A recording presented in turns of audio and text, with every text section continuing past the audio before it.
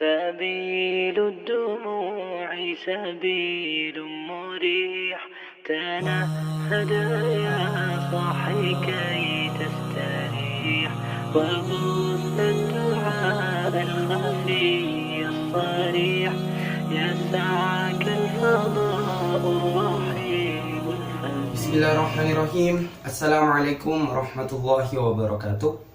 Hello viewers, welcome back to Islamic Breaking News with me Mohammad Raihan as the presenter of this show.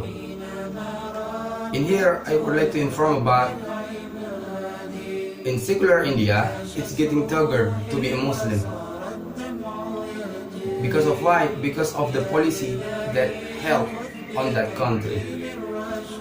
On the eve of India's independence, the man who would soon become the country's first prime minister outlined an aspirational vision.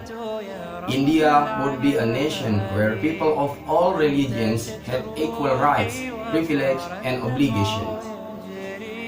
Jawaharlal Nehru said in his now iconic speech to the country's parliament on August 14, 1447. Now, over 70 years later, there are signs that Nehru's hope for the nation faced perhaps the greatest threat.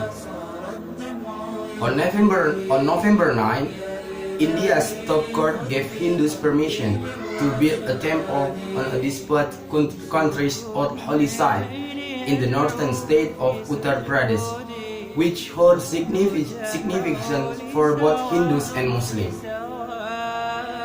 Hindus believe the site is the birthplace of Lord Ram, one of the most revered deities in Hinduism. However, Muslims have also prayed there for centuries.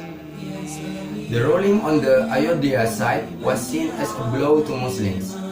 It also came at a time when Muslims increasingly see themselves as second-class citizens in the predominantly Hindu country.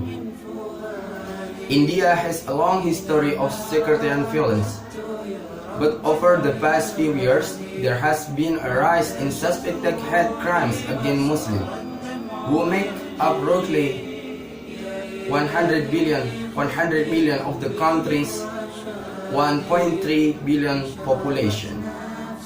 In August, the Indian government stripped by majority Muslim state of Jammu and Kashmir of its autonomous status, essentially giving New Delhi more control over the religion's affairs.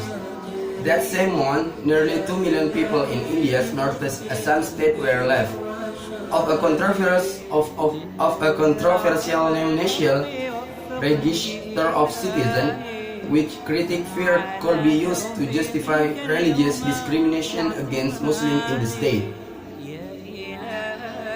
All of this comes under the shadow of the country's Prime Minister Narendra Modi, a self-proclaimed Hindu nationalist who has spoken out repeatedly against India's secularism.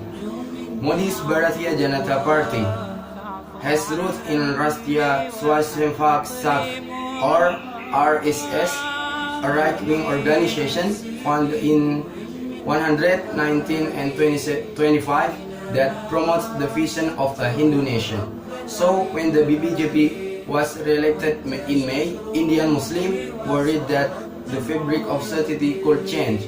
Modi dismissed their fears as imaginary, but less than 6 months into his second term, there are signs things could get worse for India's Muslims. So we hope that this conflict between religious communities will end quickly, so that a safe and peaceful situation can be created by prioritizing the values of tolerance between one and another. And the last statement or message from me for all of my Muslim brothers and sisters around the world: don't be afraid in what kind of condition that happening to you, because just like Allah promised that our religion, it will be glory and rise someday, inshallah, as long as we keep our iman and taqwa in our heart. I think that's all from me. Wassalamualaikum warahmatullahi wabarakatuh.